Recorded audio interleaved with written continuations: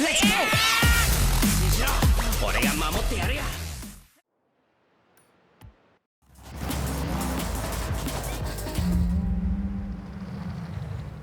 Hey, could you do me a favor and film this find?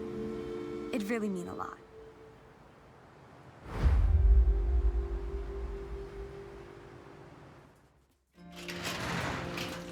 Wow.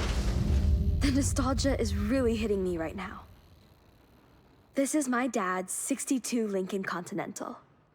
He sold it when I was still tiny, but he told me all sorts of stories about this car. He poured so much passion into every inch of this thing. You can see how well he looked after this car, May. Even from the paint scheme alone, everything is high quality. Down to all the details of a classic American lowrider. He had a group of friends in the '80s, all into the same lowrider custom builds. They'd curate their cars for shows and meets, showcasing their latest upgrades. I assume he had heavily lowered the chassis. Unfortunately, here it sunk down to the floor over time. But look at that interior. I'll be extra careful with this repair, May. Thanks, Yuji. I think finding this car, fixing it up, and breathing life into it once more will be my greatest show of appreciation to him.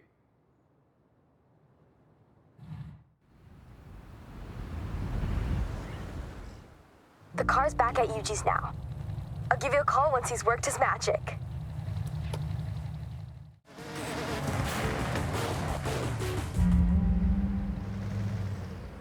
So, we have a possible 90s GT 500 champion behind these doors.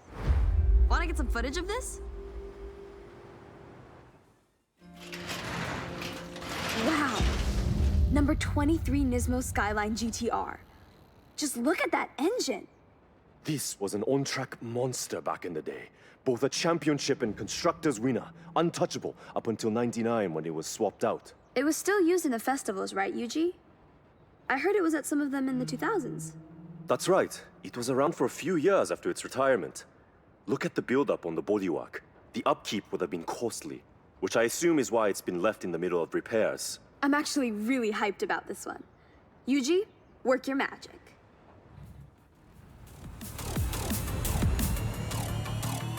This will need some garage time, but we got it.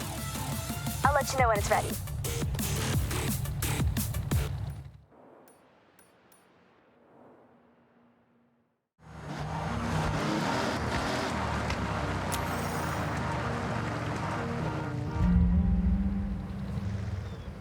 The three of us might very well uncover a great mystery here.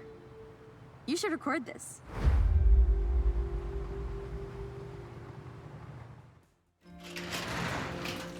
The rumors were true. The Peugeot 205 T16. Not so elusive anymore. What a find! It had been misplaced between rally stages, attending as a showpiece.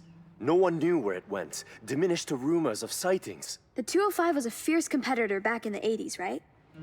Had a good few wins under its belt? Absolutely. In fact, the most successful Group B vehicle. The T16 was a wonder, all-wheel drive and powerful. For regulations, Peugeot was required to make 200 units, all inspected in the same place. I can only imagine what a sight that was. Well, this car definitely needs some TLC. Looks like it was left in a rush.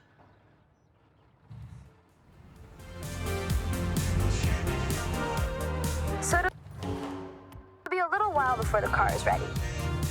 I'll give you a call.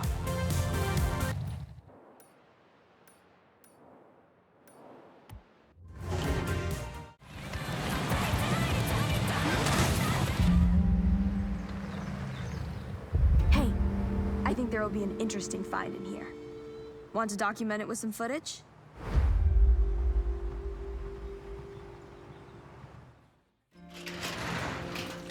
Ooh, a Mitsubishi Montero Evolution. An absolute dominator of endurance rallies. Yes, exactly. In '97, this model marked the start of an incredible run for Mitsubishi at Dakar. Apparently, this one in particular performed well. The damage to that front bumper alone is an indication of an incredible endurance career. Almost fully destroyed. The aren't delicate, though. The Montero model won 12 Dakar rallies in the 2000s. They were surpassed at one point, but bounced back after further developing the truck. Well, it looks like you've got your work cut out restoring this off-roading monster. Let's load it.